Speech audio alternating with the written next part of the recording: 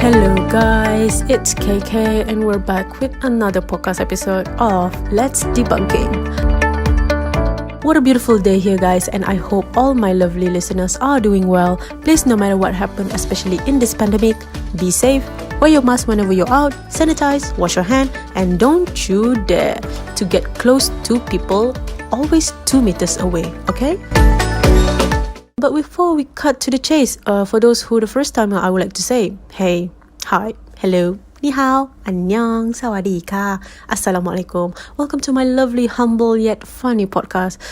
Well, even though I'm such a blunt. In this today's segment, we're going to talk deeply about misconceptions. Miss, what is misconceptions? Bruh. Well, you can say, darling, it's more like a misunderstanding, misinterpreted, wrong idea, and so on. But we're gonna make it specific for today, which is the misconceptions that often been discussed among Malaysia's education. Wow. So without further ado, let's debunking. So as you know, people cannot run away from the nature of judging something, especially among, human itself. It can be positive and it can be negative as well.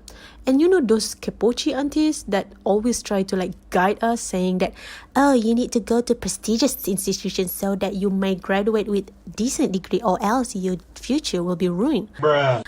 Let me tell you something, my love.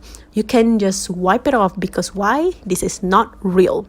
Well, we might want to think that this is just an excuse for them to push students to try harder. These absurd standards were designed to motivate students to achieve their best. Or maybe not.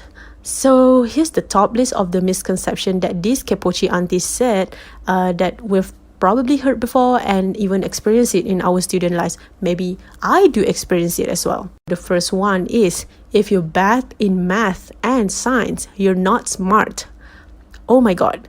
Guys, knowledge extends beyond what math and science can provide, Well, it is not sufficient to presume that success in these two topics equates to intellect. Some kids thrive in math and science but struggle in other areas such as languages and history. Everyone absorbs information at a different rates, In fact, different student, different subject that they learn and understand it differently. So, my lovely students and listener, no matter what subject you're interested, you are smart.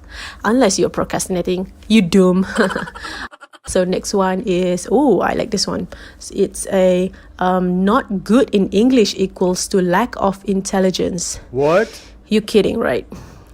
Throw away the significance of the English languages, especially in this 21st century. Come on, not gonna lie that English is becoming the key language requirement, but not everyone is highly educated in this language. Many Malaysians are multilingual, or can communicate in at least 2 languages. However, there is a fraction of those who can understand English but not totally proficient in the language.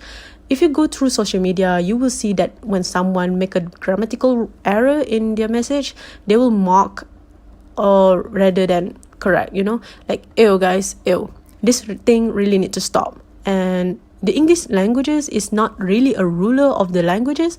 All languages are equal, so please, back off. Well, the next one, it might be my final. So, this one is my favorite, which is science stream is much better and smarter than the art stream. Oh my god, relatable.